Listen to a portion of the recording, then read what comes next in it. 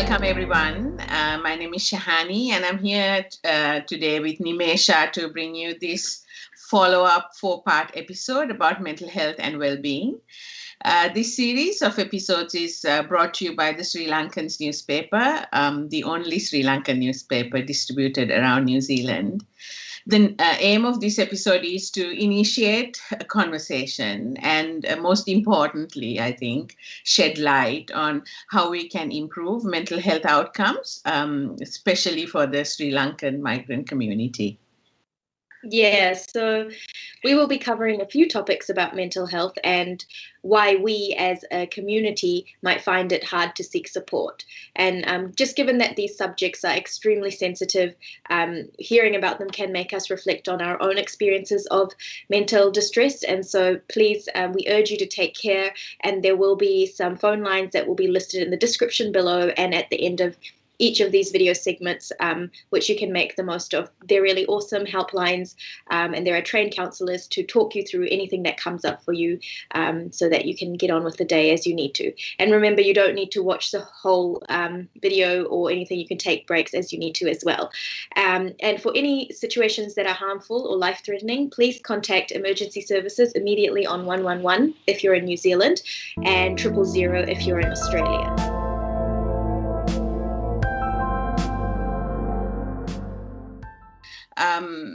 It's important that we take care of ourselves, especially when we're talking about mental health. I just thought, Nimesha, that it'll be great if we can start the conversation or begin our conversation with mental illness and especially how it differs from mental distress. I think there is quite a lot of misconception about this difference. So I was just wondering what your thoughts are about it. Yeah, sure. So mental illness can be kind of characterized by a change in our moods, thoughts, and our behaviors. And typically these changes affect and impair our ability to live like a life that's truly meaningful to us. So mental illness it affects our brains and our entire nervous systems. And so when these changes occur in our moods, thoughts, and behaviors, it can be hard to achieve the things that we wanted to, proceed in a way that we'd really like to. So the difference between mental distress and being mentally ill, people with mental illness often feel mental distress, but you can be mentally distressed without having a mental illness. So, for example, sadness versus depression. So sadness is an emotion and it is a sign of mental distress.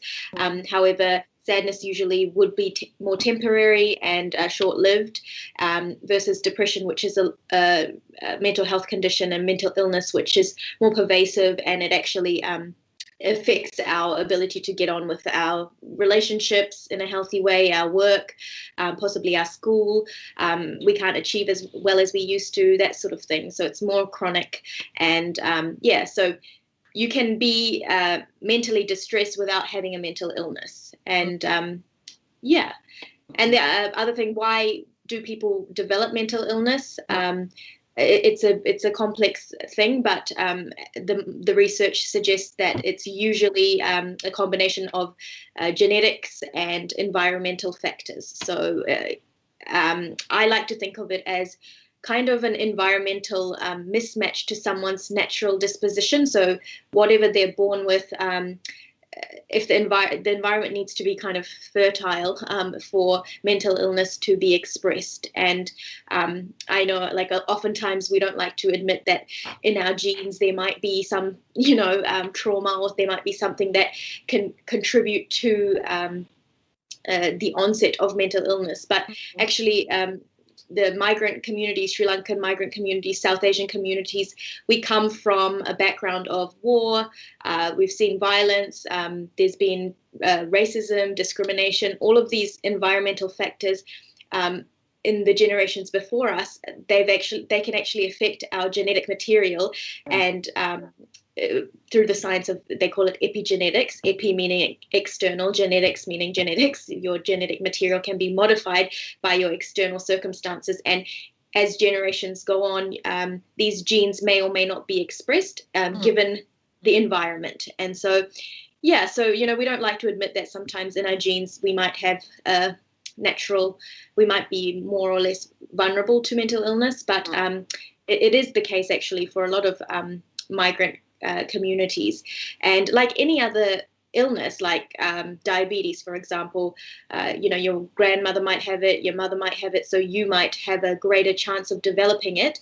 But if we deal with the lifestyle factors and other environmental factors, there's a way that we can control the severity of the illness, or possibly even stop those genes from becoming active altogether. So, yeah, and that's just a little bit about the difference between mental distress, mental illness, and why we might develop mental illness. And there's also not one single reason why somebody develops mental illness. It's actually the interaction between all the reasons, all the possible reasons that, and each case is extremely unique and different. And so we often want to pinpoint one reason why someone became sick, but it just oversimplifies what actually happens for someone when they develop any kind of illness. That's right. So Auntie, having worked with the Sri Lankan and South Asian communities regarding mental health, I know that the understanding of mental illness can vary quite a lot, and it depends, family to family, that sort of thing. But many times people have wondered if mental illness is even real. Could you speak to this different understanding, and what do you feel about the current kind of Sri Lankan perspectives of mental illness? Yeah. So I think one thing is really important before I talk to it, Nimesha, is that we shouldn't and we mustn't stereotype a community based on a few people's perspectives or understanding. You know that we are all different. Our understandings are very different. It's the same with mental health and related issues. The second thing I want to say is that I think the understanding about mental health has improved significantly as things stand at present in Sri Lanka. So mental health is spoken widely. There is acceptance of mental illness. I think then there was long years ago. There are lots of ways people can seek help. People are supported to seek help. But this doesn't take away the fact that there is a difference in how we perceive or understand these issues, and it's the same in these parts of the world also. I think everybody, if you just go out, my next door neighbor might have different opinions, but the thing is that we have opinions or different perspectives based on our own experiences, or what we have learned about our lives. So my generation, for example, and I think a lot of us let's call ourselves first generation migrants or migrants. My generation grew up only knowing that it was something one didn't discuss. Mental illness was not something that was discussed, or it was only discussed by those who actually had the lived experience of that illness. So only families or friends maybe discussed it if one of their loved ones had that experience. The others weren't aware of it. Others didn't want to be a part of it. So as such, we grew up not knowing much about it. This is what shaped our perspective about mental illness. And that is what drew us to have these very differing opinions and ideas and thoughts about what you mentioned just now, not knowing even the difference between actually a mental illness versus mental distress. The other important aspect is this so-called cultural lens.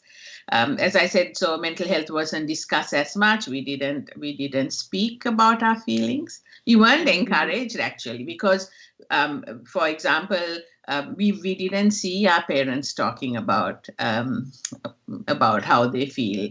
I'm not so sure if I do the same still. We only saw, if at all, my mother would say that she had a headache, or a hand, or there was some pain somewhere in the body. So I think this is a bit of a struggle for us, first generation of migrants, because we would tend to do the same thing. I'm not so sure, but for example, if our children, so there are markers, I think, different markers of doing well in life. So if they are going to school well, if they're feeling, if they are doing their dancing and they're excelling in their work, these are the markers that we have. So for the marker is that if they're doing that, they are happy. But for our children, I think it's different. And it's highly unlikely children will approach us. And you can tell me if this is right or wrong. If they are not feeling the same, if they're actually feeling a bit sad or being bullied at school, the expectation is that you don't show it, because I haven't seen my mother feeling sad about or upset about something that happened at work. So, it's a well-researched fact that I think mostly South Asians connect with our body than our mind. Yeah, that we know that it's very, and so I'd rather say I have a headache than say I'm feeling sad or depressed. And unfortunately, I think this can have, adverse consequences for our next generation who are struggling in between the two. Do you think you agree with that? Yeah, that makes a lot of sense. Yeah, it is interesting, the different cultural lenses, and just observing how, what's been acted out or what's been done in the past generations now currently affect how we present today. So would you, with the I also know in the South Asian community, and various religious perspectives can kind of come into this, but what do you think about comments regarding, like, there's past life karma, in Buddhism, and in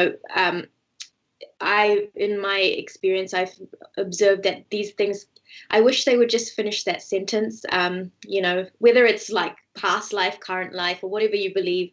The point is there's so much help and support out there, and it's such a sad thing when you observe, people say, oh, what can I do? This is my karma. There's nothing I can do about it. And it also sort of places blame on the individual, like that is their thing, their life, their karma, their this, and it's very anti-support seeking.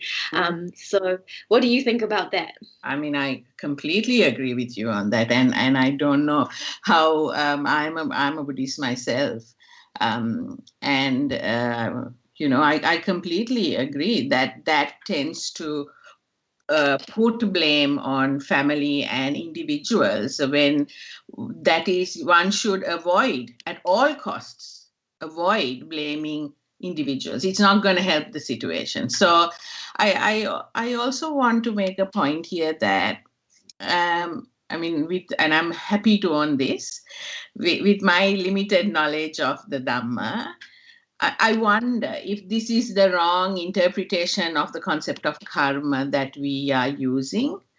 I don't know. This is why I question this myself, because I feel no religion or I guess, no religion approves of vilification of people based on whether they have an illness or not, especially if they have an illness. So I don't know if I've shared this with you, but Nimesha, I have a daughter with disability. She has no mental illness, but when she was born, and there was a lot of discussion about, oh, this is our karma, and to date, she's 20 years. And to date, I cringe when someone says that. And I challenge this with my mother a lot. And I still am looking for answers within Buddhism to know if actually Buddhism is such that it blames my daughter for being born that way. And I'm struggling with that, especially knowing what we know now about disability and what scope it has. So I think, especially when it comes to mental health, what is needed is to support the person and the family. not have a philosophical discussion about what the family may have done or what the person did in their past births. I think this is something the family that's a journey for the family to undertake if they wish to do so. Yeah, right now, maybe 20 years later, I'm at that place where I'm trying to look for answers and take that journey myself. But that's as the wider community, our role is to support family members or our friends in the way they want to be helped, not to have a discussion about or past karma. And in some ways, that is a block, as you said, to seeking help when there's so much support out there. I feel strongly about it. Yeah. Yeah. I mean, the two of us, we are not Buddhist scholars by any means, but I mean, with karma, my understanding is that, we're creating karma all the time so we can create better situations and circumstances for ourselves, keep seeking support. You are not helpless if you have a condition that is, happened to you. So, I think that's this episode. We've talked a bit about mental illness, mental distress, what are the differences, and how it's not anyone's fault if they develop mental illness. In fact, it's a complex interplay between a number of factors. So we should really try our best to, change up whatever we can in terms to facilitate someone's well-being, and rather than trying to fixate on a particular reason or often, we like to play blame games. Who did this? Who didn't do that? But and we all have different explanations for how we view mental health issues, and it's okay, but it's just important to recognize that there is help out there and that we shouldn't be ashamed to seek it out. We hope you found this episode useful, this segment, and hope you'll join us in our next mini discussion about stigma, mental health, and in relation to Sri Lankan migrant communities. So thank you. Thank you.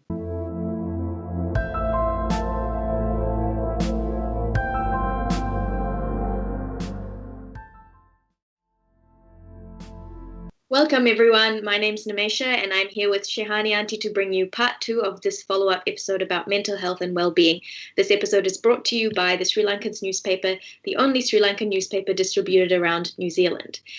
So today we're going to talk about mental health and especially in relation to stigma and discrimination in our migrant communities. Yeah, thanks, Nimesha.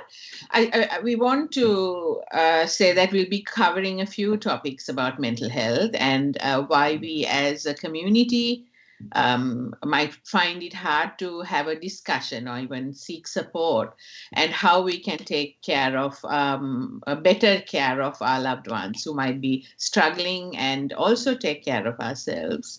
So given that these subjects are extremely sensitive, and hearing about them can make us reflect on our own personal experiences of distress, maybe we want you to please take care and make use of phone lines listed on the screen below.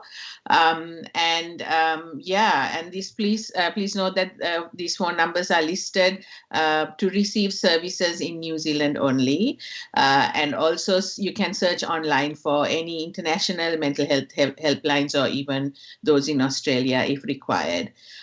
For situations that are harmful or life-threatening, we suggest you contact emergency services immediately on 111 and in New Zealand, and 000 for viewers from Australia.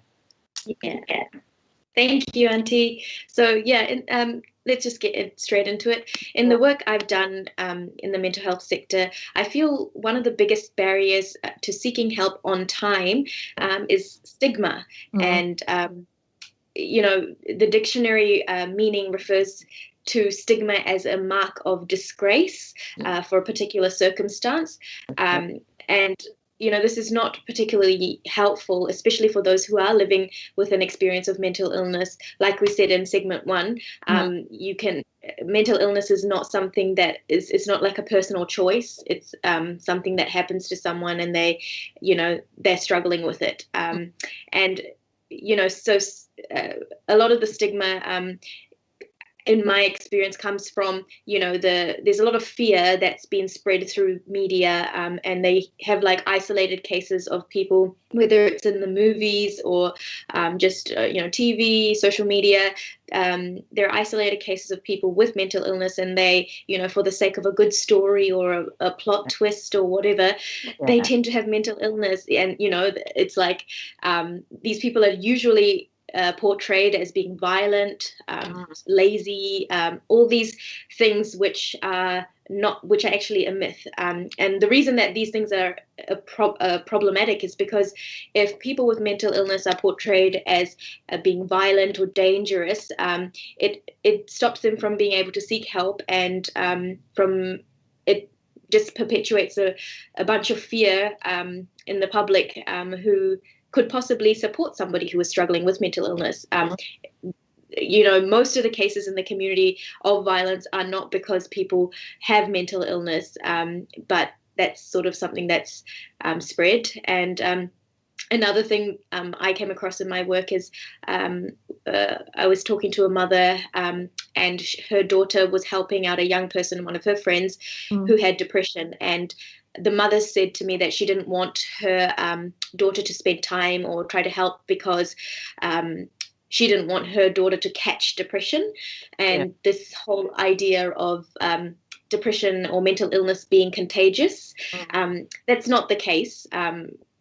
Mental illness is not like a virus or something that you can catch like that. And of course, you have to take care of yourself, but you can very easily, very effectively support someone who is struggling with mental health issues and remain entirely healthy. There's a way to do it. And so these types of myths and things that are spread around really fuel stigma. And what are your thoughts on that? Can you elaborate?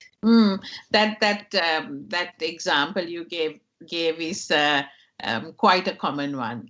This ability somehow people feel to catch something, especially when it comes to mental health, and it's something that needs to be challenged, actually. So in terms of my thoughts, Nimesha, so I have to be honest that it's been nearly 20 years, I think. Maybe not that much, but almost there, since I worked in Sri Lanka in mental health. So I have to acknowledge that things, again, as I said previously, may have changed. But a few things that come to my mind when you talk about stigma is that, stigma exists in for a lot of things in life. That stigma exists mainly because I think, and you were spot on, because of the shame associated with this concept of mental health or mental illness. There is a shame because, as we said in the previous session, there is lack of understanding about the illness, and we have been brought up with the view that it is a shame to have someone in our family who struggle with mental health issues. So it's almost like you are demeaned. You're not normal. The whole family is not normal, and it's like a shame on the family, so to speak. So what shapes our understanding? This is what shapes our understanding, and as a result, we never want to talk about it. Who would want to ask for help and let people know you are struggling when you know that you are having an issue? I just want to quickly give an example. I had a cousin. I still have a cousin. He's great and doing well. But I remember my uncle approaching me to say, "Oh, guess what? My son has approached me," which is my cousin, to say he's read an article in the paper about obsessive compulsive disorder. We know what that is. So we don't want to go into details of what that is, and he was feeling a bit anxious and had been for a while. He had been grappling with this. Was very sure that he was having the same. Was terrified that it was seen as a mental illness. And the worst was that he just didn't want to share this with his parents because he was thinking, would I be seen as a weird man? Would my parents be viewed as a weird person? I still remember this conversation today. This happened 20, 30 years ago. And I gently encouraged all of them to see a professional. And he's fine now. But I still saw the fear in his eyes and my uncle's and my auntie's eyes to actually know what are we going to do about this. If I were to go to them today and ask, hey, do you remember what happened? I'm sure they would go, oh gosh, we don't know why we struggle with that, but there was pure fear. So this is the issue, I think, is that we will never want to go for something or ask for help or tell people if we feel there is shame in that situation. Also, remember, Nimesha, I think the concept of recovery, as we talk about here in New Zealand, Australia, everywhere in the world, was a concept that was non-existent in Sri Lanka at the time. I'm assuming it was the same here as well till a few years ago. So I think having a mental illness when we grew up was almost like should I even say this, but in some ways a death sentence.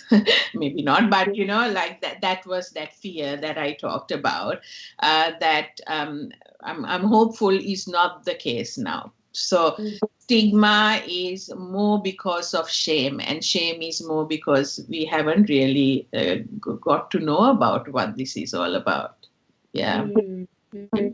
Yeah, absolutely. That's so really relevant that, I mean, people are so afraid of a diagnosis or having a condition, but actually when you get help and you get a diagnosis, you know that there's so much you can do about it. So once you know what you're dealing with, and the reason that these diagnoses exist is because, we can do things about them. And so there's no shame in having a mental illness or experiencing a mental illness. And you're right, in this day and age, recovery is spoken about all over the world, but that's so interesting. I also want to add to that, Nimesha, that this is something that we as a community should be ashamed of, but people, especially with psychosis, which are these mental illnesses, are actually discriminated hugely. Not only people with lived experience of psychosis, but their families are discriminated hugely in the community. And that there are no opportunities to get back to your normal state of life as they used to know it.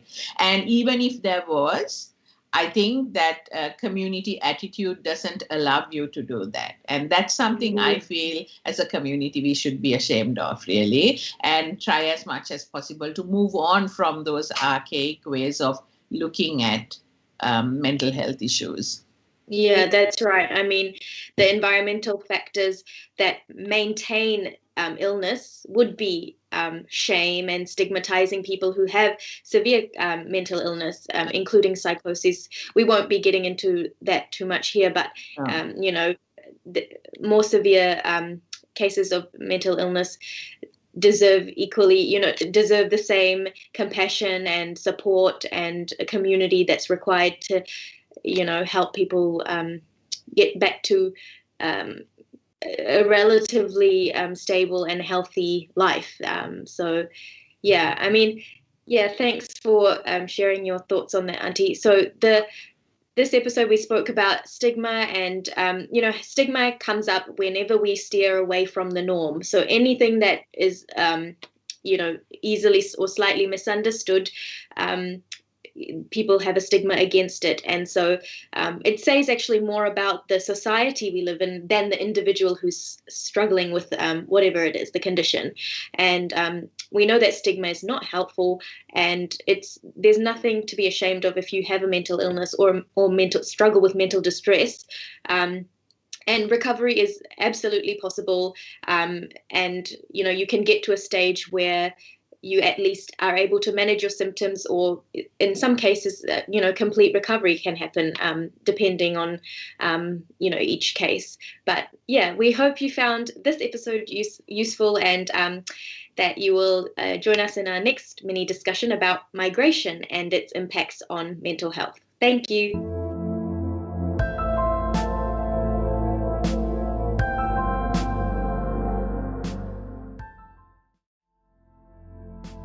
All right, welcome everyone.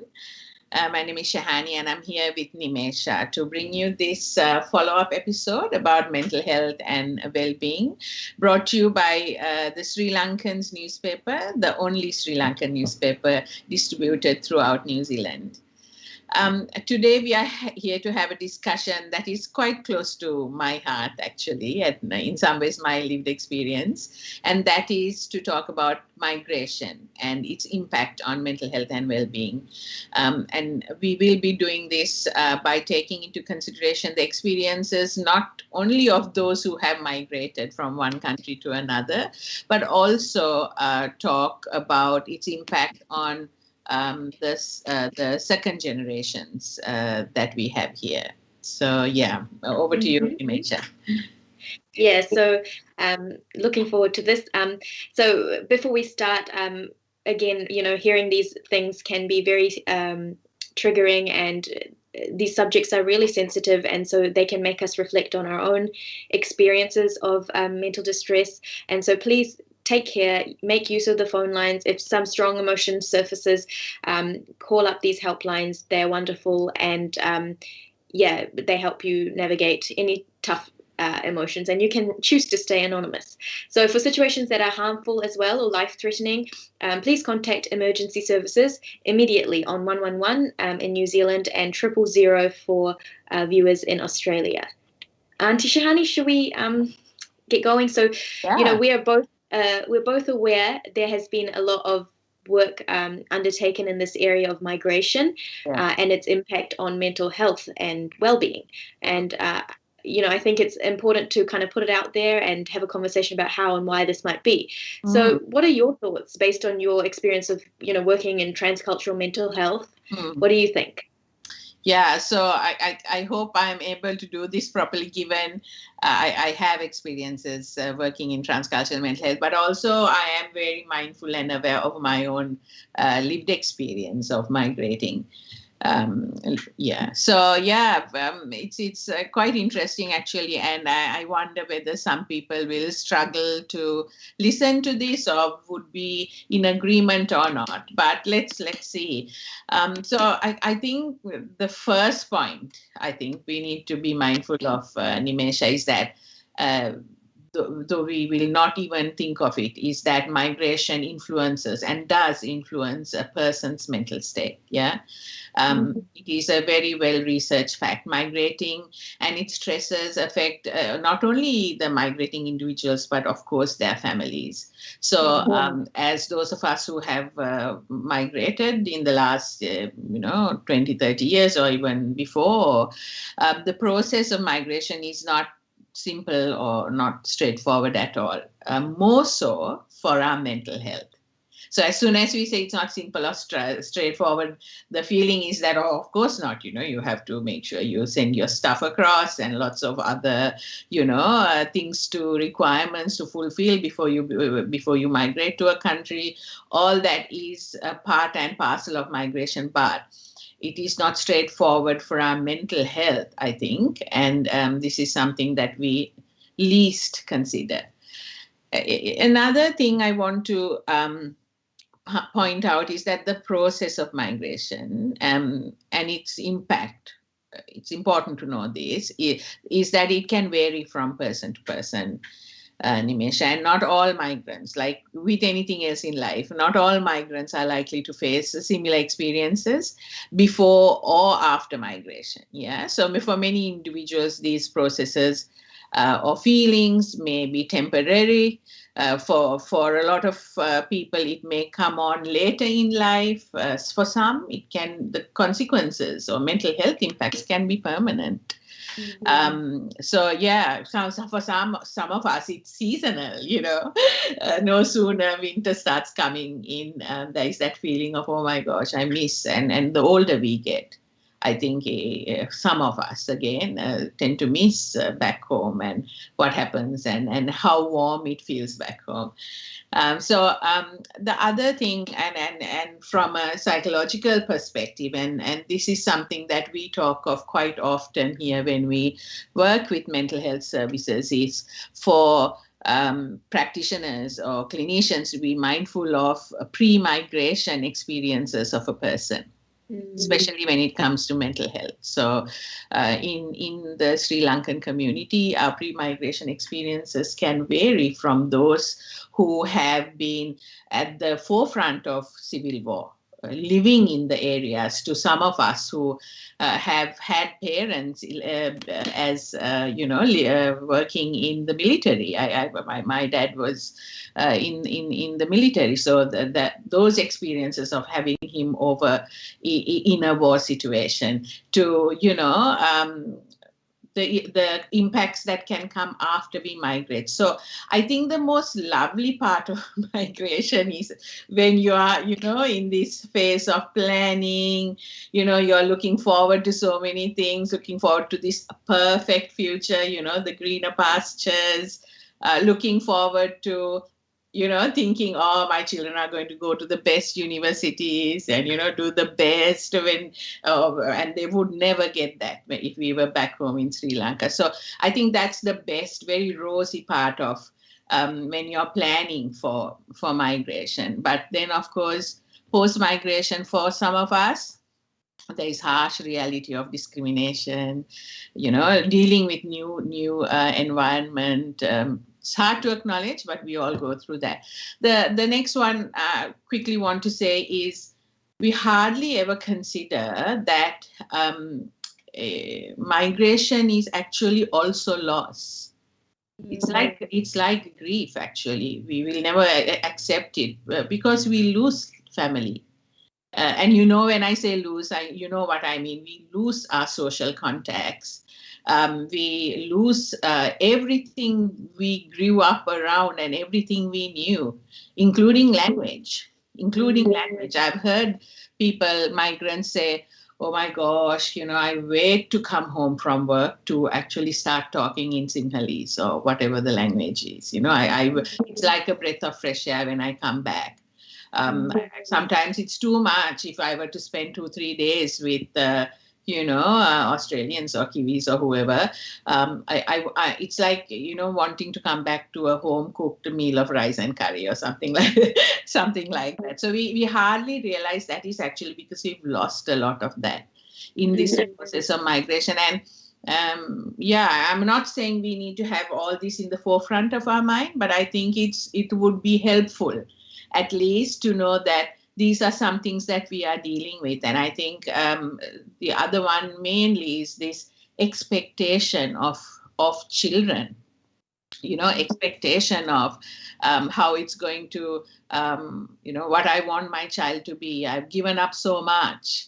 And with fingers crossed, it's going to work out well for me. Expectations aren't bad. I'm not saying having our own agenda and expectations of children is not bad, but needs to be managed. I think these are the things that just completely flood my head when I talk about first generation migrants. Nimesh, I'm not sure what your thoughts. I know you have a lot of ideas and thoughts as all second generation migrant. But yeah, I mean, clearly you are one of those perfect children.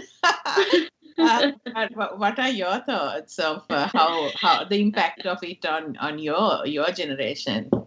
Yeah, so I guess the second generation growing up don't always recognize or realize where these kind of expectations of parents might come from. But you've described and explained it well there, and you've said how you're coming to greener pastures and just planning a better life for your children and all of that. And so it's like, yeah, these expectations, like you said, they're not bad in and of itself, but can be quite my observation from working with people, young people, and also my own lived experiences, some of the expectations can be quite rigid, and you're only allowed to be a doctor, lawyer, or an engineer. You have to go to university. You've got to do all of these. Like, these are just like, I'm generalizing. Okay, not every single Sri Lankan family is like this, but we know that there's like a heavy emphasis, and these are what comes up often, and so. It can be very challenging if the child doesn't resonate or doesn't feel, if somebody wants to do arts or something different from the norm, that can be a real conflict. And so what happens is children often, due to the pressures of their parents, expectations, they end up doing things that they perhaps don't feel as passionate or strongly about, and that really can affect someone's mental health as well, the second generation's mental health. And not saying that, don't study or anything like that. I'm just being mindful of how these rigid expectations might affect, the mental health of the young people. And also, as second generation migrants, we interact with the outside Western world quite differently to that of our parents. So, you just described really nicely how, you can't wait to get back home after work, and the mindset that, for the parental generation, it's like they go to work and they just have to get this thing done. Who cares if that person spoke over me or said this or did that? Who cares? I just need to get back home where it's safe, where I can speak my language, where I can be myself, or just, get back to my comfort zone.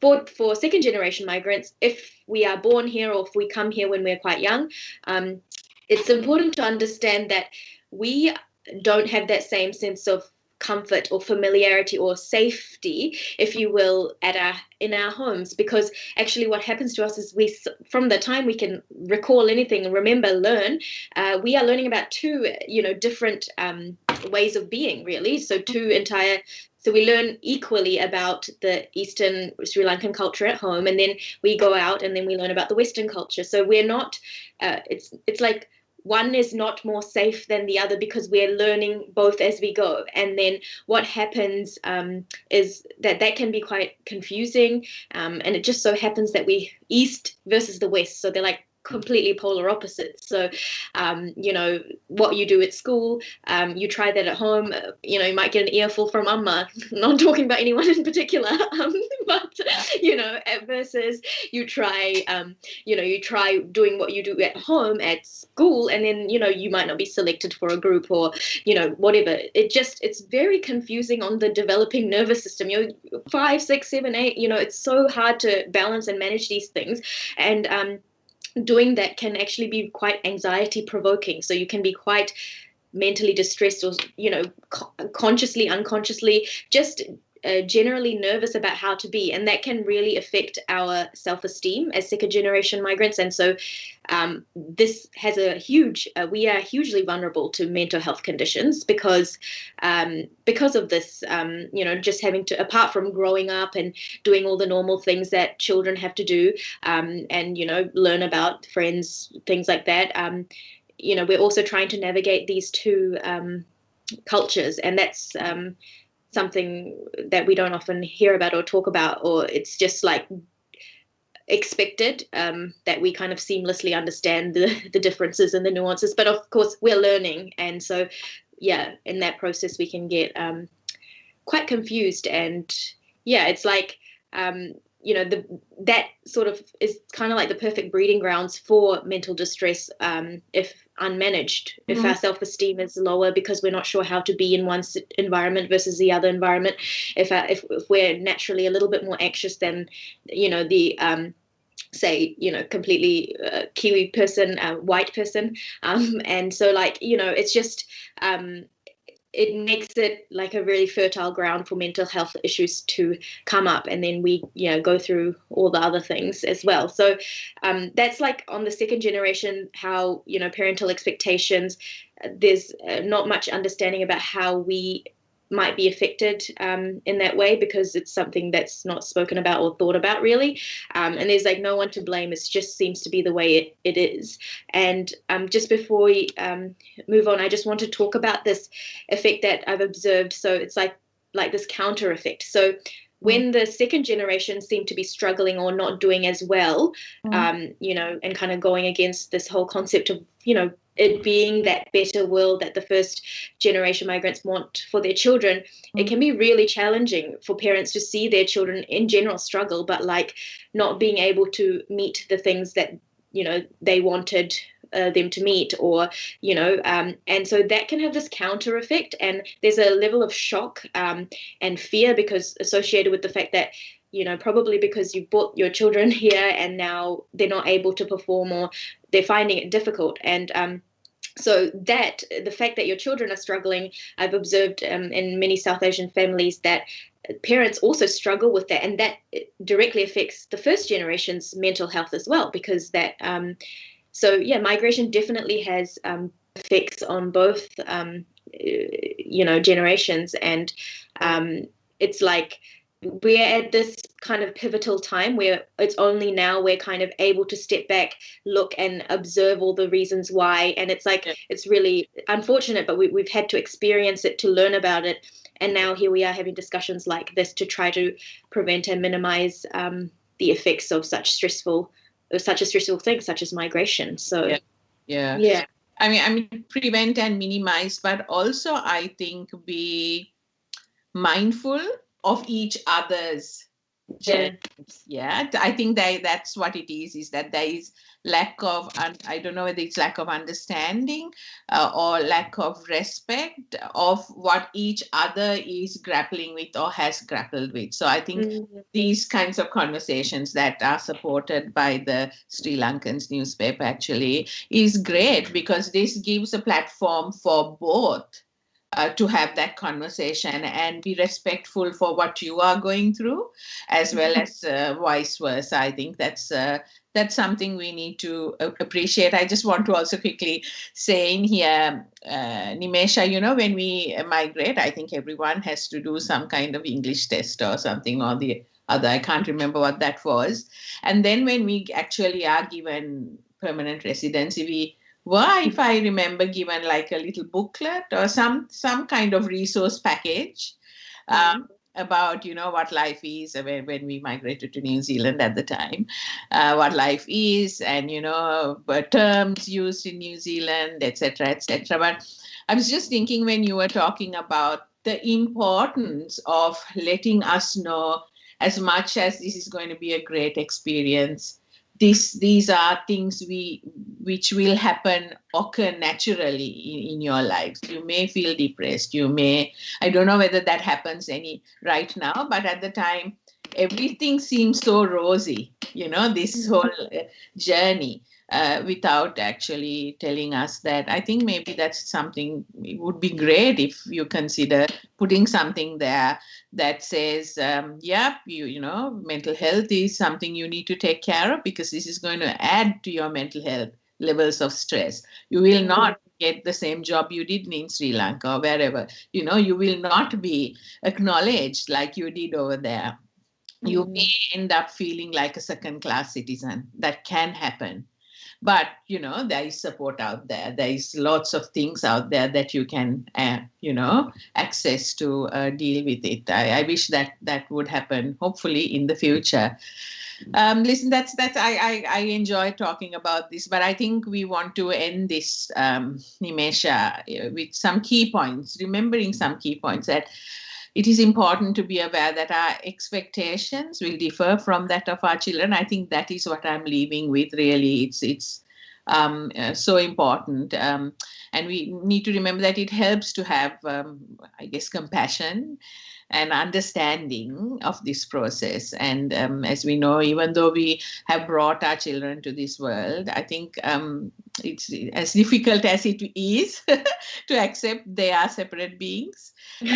who are also navigating two worlds actually, and trying to learn about themselves, and whilst trying to actually really please the parents, because our children do tend to do that a lot, so even though we may not be aware of it, and even if they seem like they are moving seamlessly from one context to another, going to school, going to class, going to Sri Lankan dancing, coming back, going to Sri Lankan language school, whatnot, to be mindful that this is a group that can be or is highly vulnerable.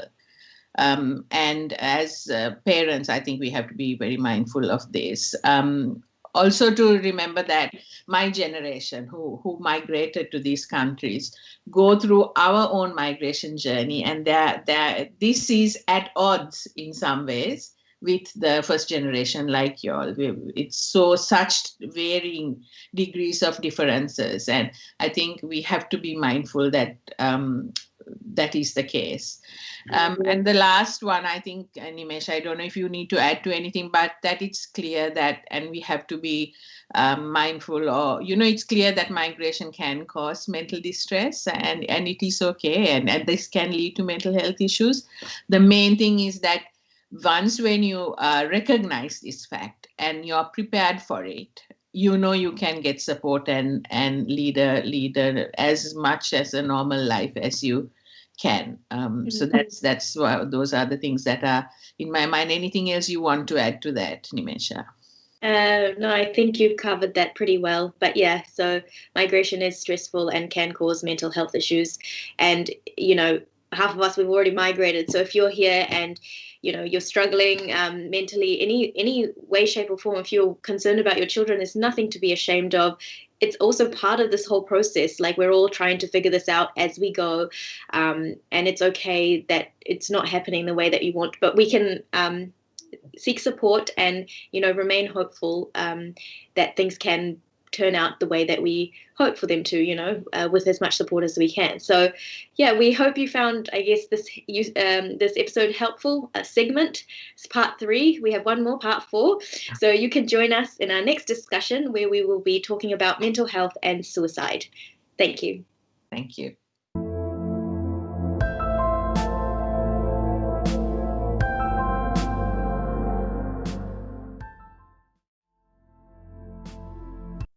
Hello, everyone, and welcome to today's episode. My name is Shahani, and I'm here with Nimesha to bring you this follow-up episode about mental health and well-being. This series of episodes is brought to you by Sri Lankan's newspaper, the only Sri Lankan newspaper distributed throughout New Zealand. In this segment, we are here to have a discussion about a very sensitive but important theme in relation to mental health, which is suicide. We are very much aware that issues around mental health and suicide are complex. This is not a subject that we can do justice to or be fully covered in the space of 20 minutes. In fact, this is an area which requires deep and meaningful reflection and conversation.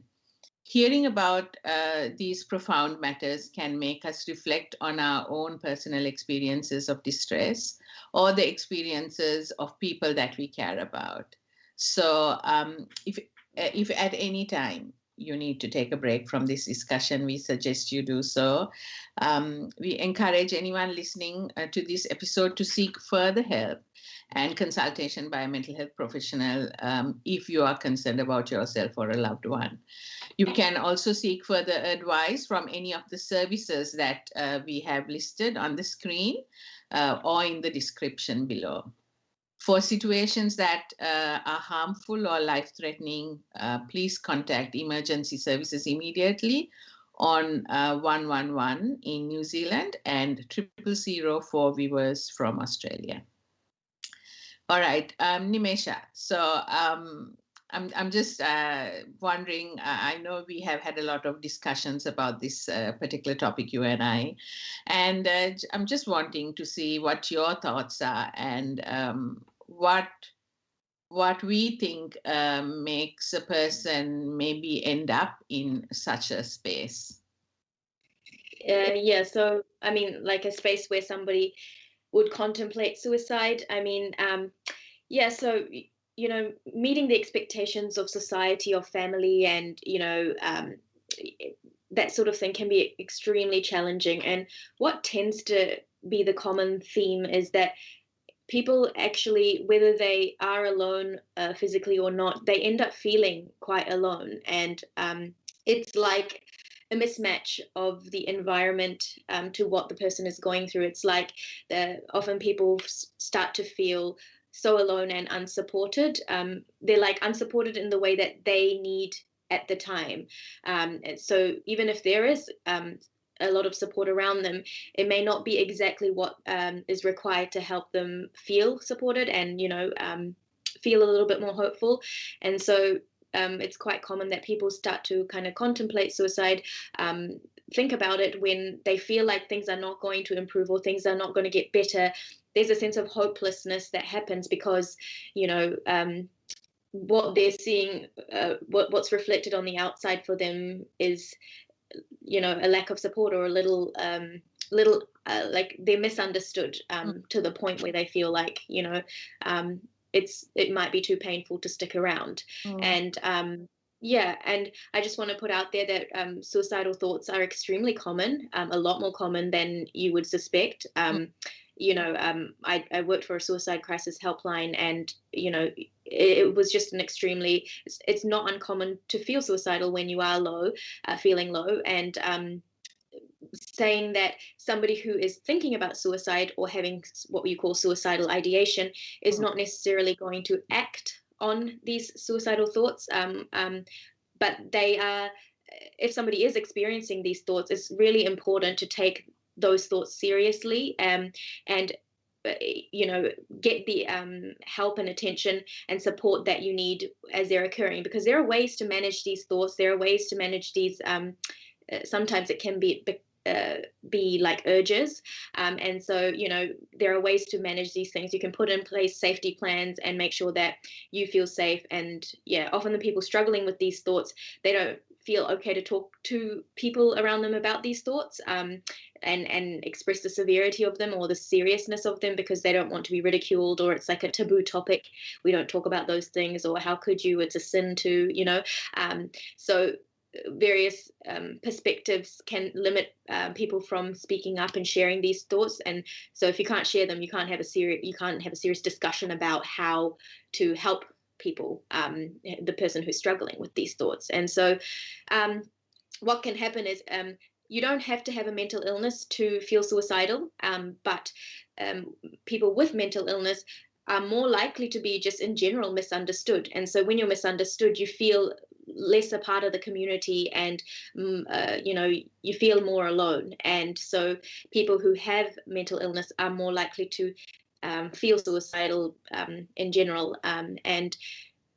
So when people are misunderstood, they can actually feel like they're a burden, because what's being mirrored to them is that, the world around them, the people around them are not able to find support. Like they feel unhelpable, like they feel like, they can't even be supported. There's something fundamentally wrong with them. I'm just generalizing, but these are some of the thoughts that I've come across when I've talked to and worked with people who have had these really, suicidal thoughts.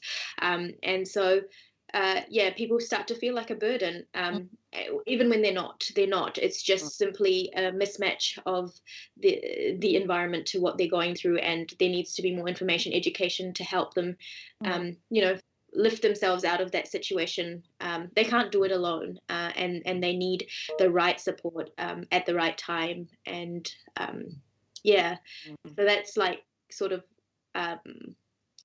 If I think of anything else, I'll mention it. But is there anything else you'd like to add to that, Auntie? I was whilst listening to you. I think somewhere down there you were talking about how people would not want to approach anyone if they had suicidal, not ideations as such, but even thoughts of, life is not worth living, or I think, I don't know if I have mentioned to you before, at one point when I was working in Sri Lanka, Nimesha, Sri Lanka had the highest suicide rates in the world. I'm pretty sure it's high suicide rates in the world.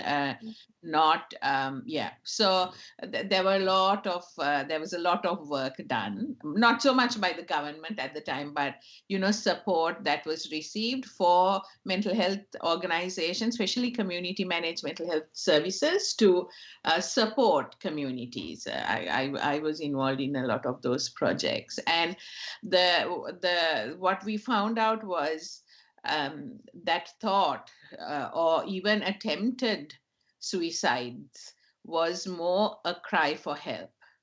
Mm-hmm. And I think that was because there was no other way for people to ask for help because of stigma, because of not knowing what to do, because of the shame people would carry.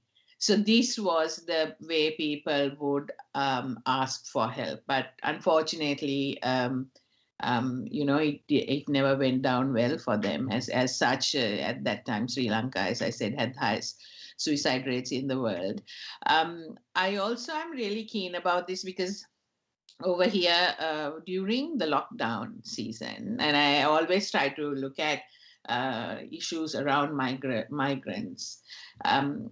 During lockdown season, there was here in Melbourne, there was a council area that actually had some pretty shocking sort of data that they came up with during last March, and I think sometime end of last year.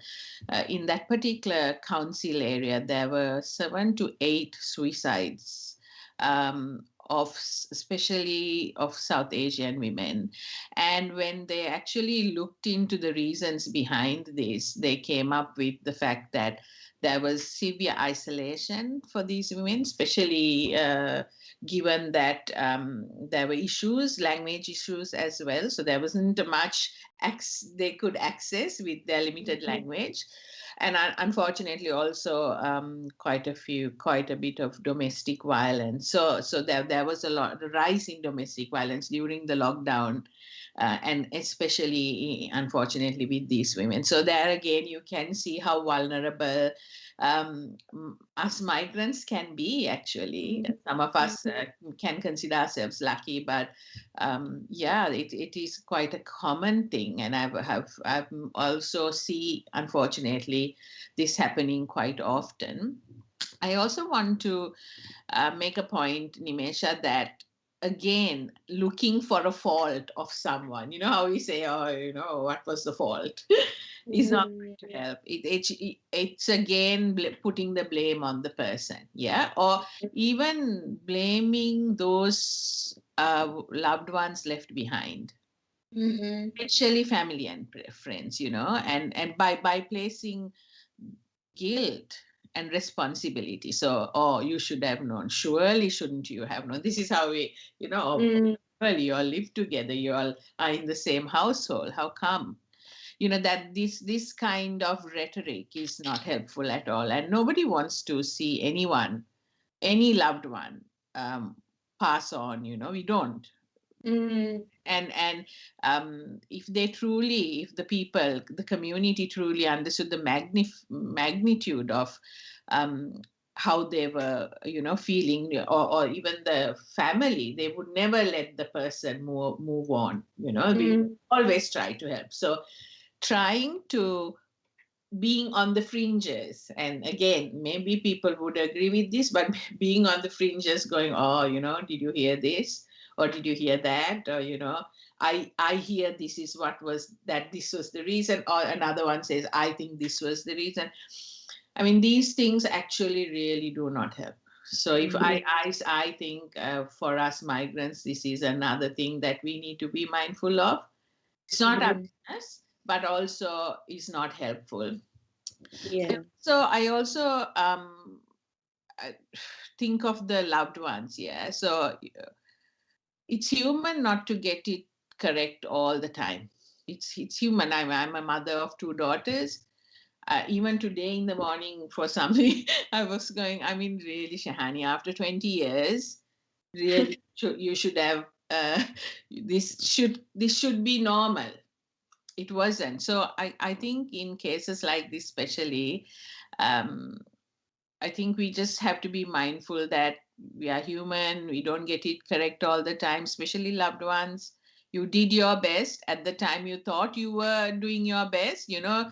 In hindsight, I could have done things differently, but as we are here, this is all we could have done. So I think I am really keen to look at carers and loved ones, and especially self-care. Yeah, self-care of themselves, and moving forward, what this is all about. So again, I want to very quickly say, Nimesha, if anyone is listening to this and feel they need support, please make use of the links that will be on your screen right now, and contact a health professional, or a 111 in New Zealand, or 000 in Australia, if you need support, because these are sensitive issues that we are talking about. Mm-hmm. Nimesha, having said all that, I mean, these are all these things that flood my mind, but I also want us to talk about the youth, and I guess the first generation migrants, or youth in general, because this is something that is quite concerning, especially here in Australia. We see the suicide rates of youth is alarmingly high. So I don't think we'll be doing justice if we don't talk about this. Any thoughts? Yeah, interesting. You mentioned the cases in, during lockdown of the South Asian women. It's again that common factor is isolation, and whether it's because of a language barrier or whatever else, that isolation, that feeling of being lonely, even if there are people around or whatever, is it can be really unbearable, and and that's what we want to avoid. That we want to keep people feeling as connected as possible. And even here in New Zealand, a lot of people recognize that New Zealand's youth suicide is extremely high, and it is something to be discussed. So for anyone, something that is generally really good for anyone's mental health, regardless of whether you're a young person or an adult or whatever, we need a support network. We need to stay as connected as possible, whether it's, encouraging interactions with the next door neighbor, a mental health professional, trusted adult, whether it's religiously monks or priests, staying connected and interacting and engaging with people, that helps people not feel so isolated. They are in interaction with other people, and that's really important.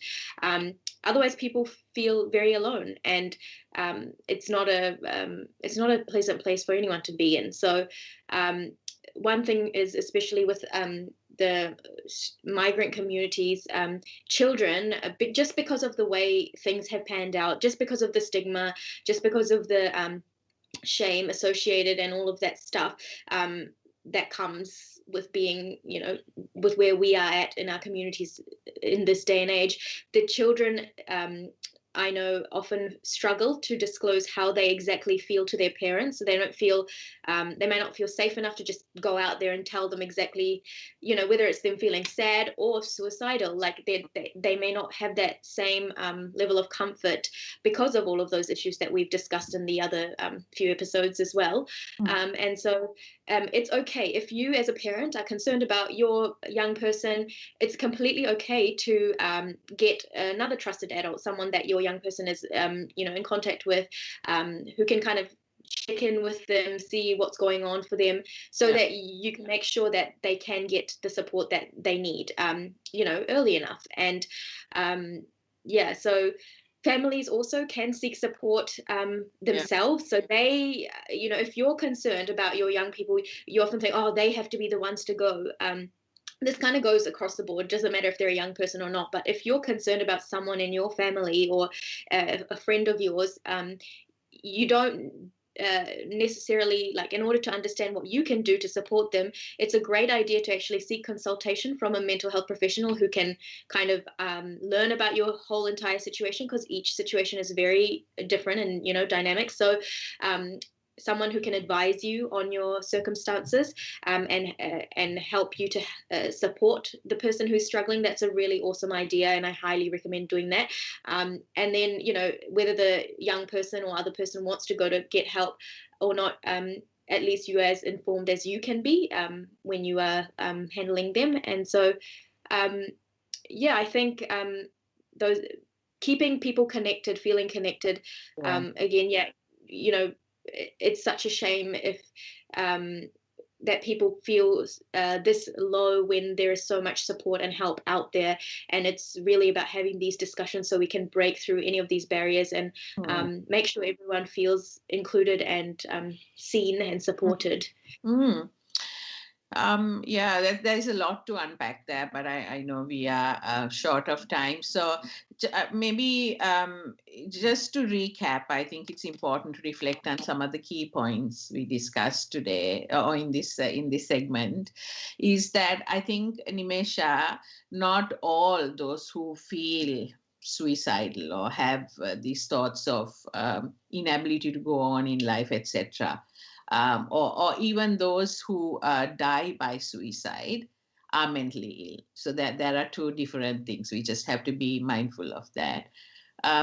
Second thing is don't look for let's stop thinking of who's at fault here. Yeah, stop victim blaming. I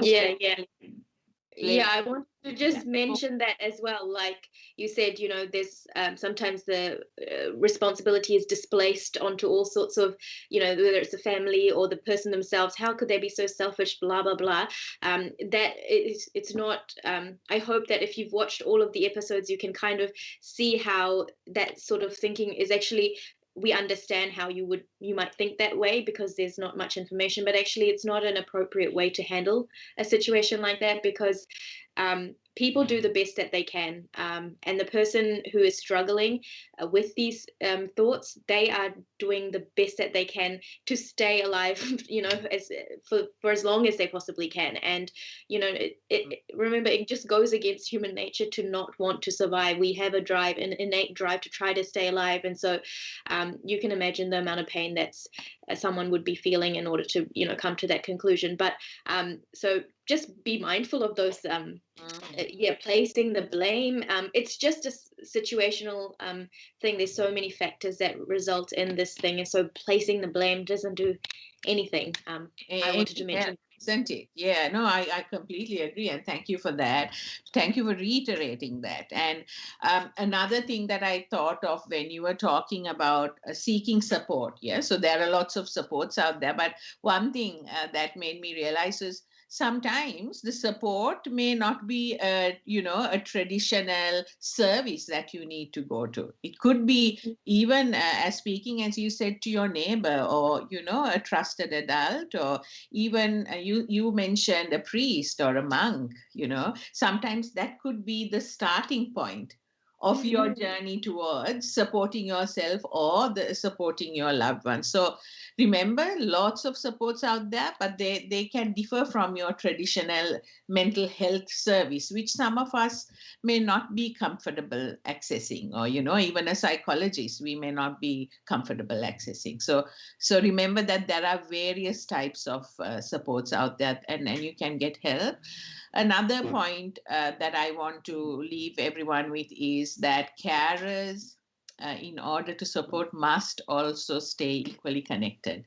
That's one thing that you were talking about, yeah, so that they don't feel alone. Again, carers can stay connected only in terms of just having chats with your friends or having a cup of coffee or, a yarn with a friend, that all those things help. But finally, like most importantly, Nimesha, I think we both would agree that mental health and suicide, again, is a subject that can't be understood or discussed within the space of a 15-20 minute discussion. Yeah, each case and scenario is completely different and unique, and we should try to avoid making assumptions and comparing our circumstances to others, because it is unlikely we are able to understand all the nuances and the dynamics that are occurring in other people's lives. Hence, most importantly, that you are there as a support, not as someone who is critiquing. What we need mindful of. So again, if you have any concerns about yours or your loved one's life, and you believe there is a threat or risk to your lives or their lives, please contact the emergency numbers that we mentioned before, and that will be also shortly on the screen and the description. It is important, as we said, to access support as soon as possible. Anything else that you want to mention before we leave the segment, Nimesha? Yeah, look, if anyone would like to, my contact details are below. So like Auntie Shihani just mentioned, we shouldn't be comparing and contrasting our situation. Oh, it was because that person had that, because we don't know how that interacted with X, Y, and Z, and that may not be in your situation. And so it's really important to just get someone to look over your particular situation, or, you know, it's very different to understand all of the factors and how you need somebody who understands it. And so, yeah, just make sure you do seek support. And again, if you are concerned about someone you care about and you feel inclined to or called to, you can contact me. My email is below in the description as well. Thank you very much, Nimesha. And thank you everyone for joining us, and we hope you stay well. Thanks. Thank you.